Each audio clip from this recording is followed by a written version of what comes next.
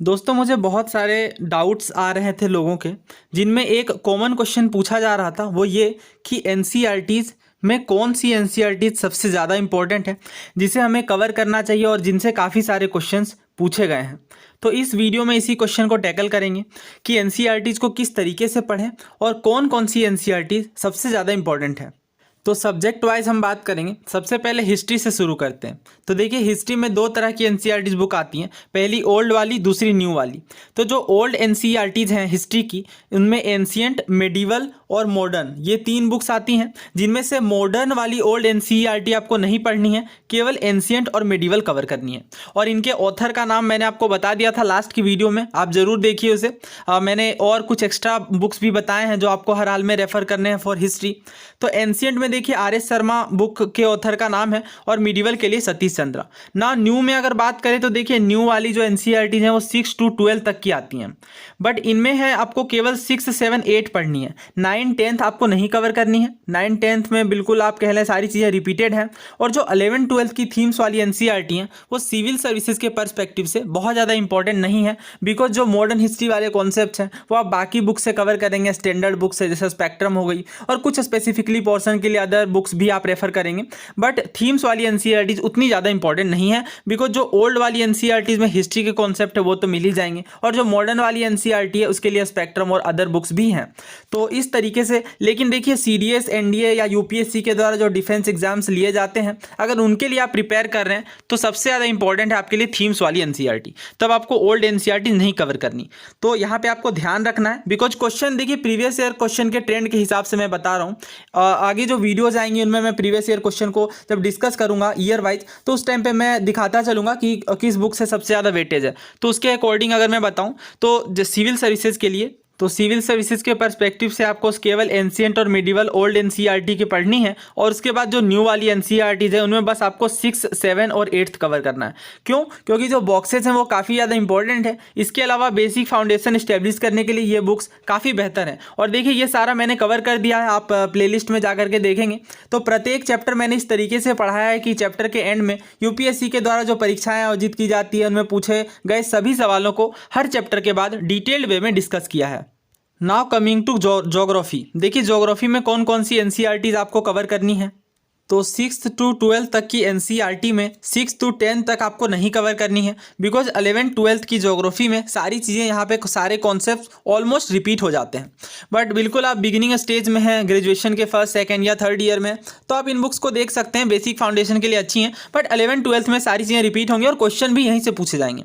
अब अगर बात करूँ मैं 11th और 12th एनसीईआरटी की, तो देखिए 11th में दो बुक आती हैं, फंडामेंटल ऑफ फिजिकल ज्योग्राफी और इंडिया फिजिकल इन्वायरमेंट।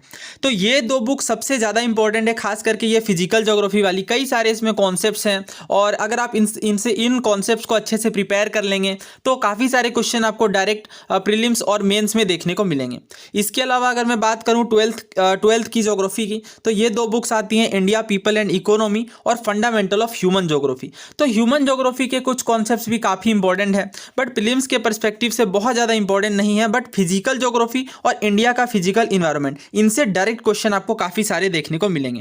बट ये बुक्स भी आपको पढ़नी है 12th वाली, बिकॉज इकोनॉमिक ज्योग्राफी हो या ह्यूमन ज्योग्राफी हो, इनसे भी क्वेश्चन पूछे गए हैं और इन कॉन्सेप्ट्स को भी समझना काफ़ी ज़रूरी होगा।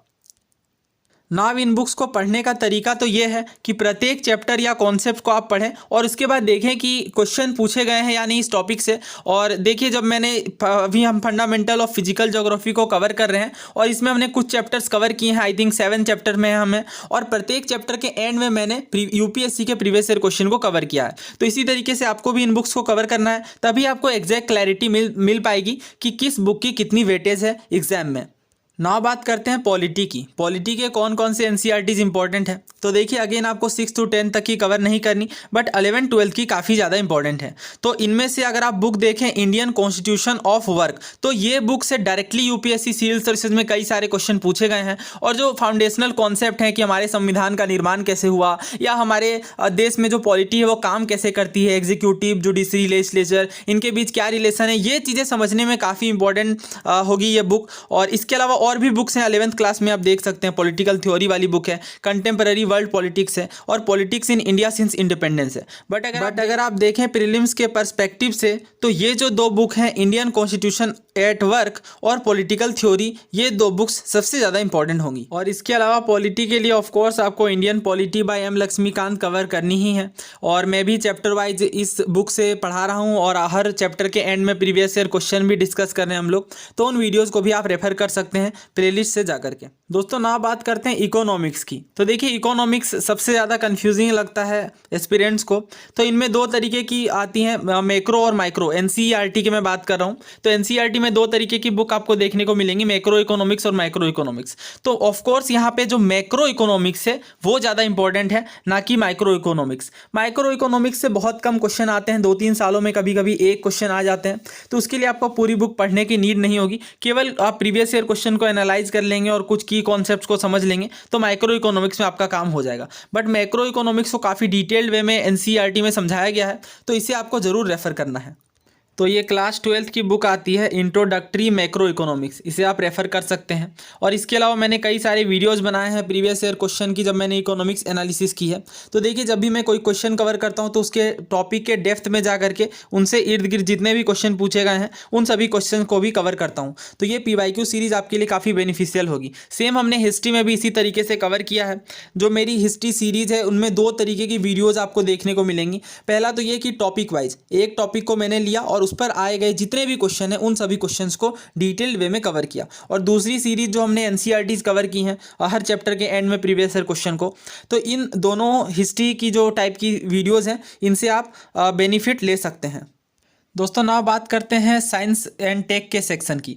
तो देखिए इनमें जो ऑफ कोर्स आप करंट अफेयर यहाँ से कवर करेंगे ही, बट इसके अलावा कुछ बेसिक कॉन्सेप्ट्स होते हैं साइंस में जो काफ़ी इंपॉर्टेंट है, उनसे भी क्वेश्चन पूछे जाते हैं। जैसे फिजिक्स में क्वेश्चन आया था लाइट ईयर के विषय में, और भी काफ़ी सारे क्वेश्चन प्रीलिम्स में देखने को मिलते हैं। तो इसके लिए आप 9th और 10th की एनसीईआरटी एक बार रेफर कर सकते हैं फिजिक्स केमिस्ट्री के लिए। बट बायो के लिए आपको क्लास 12th एनसीईआरटी बायोलॉजी जरूर कवर करनी चाहिए। इनमें भी कुछ चैप्टर ही आपको पढ़ने हैं, जैसे जो लास्ट के 4 चैप्टर हैं जिनमें मेनली आपको इन्वायरमेंट, इकोलॉजी ये सेक्शन देखने को मिलेंगे। इन्वायरमेंट के अलग अलग जो कंजर्वेशन होते हैं उसके विषय में देखने को मिलेगा।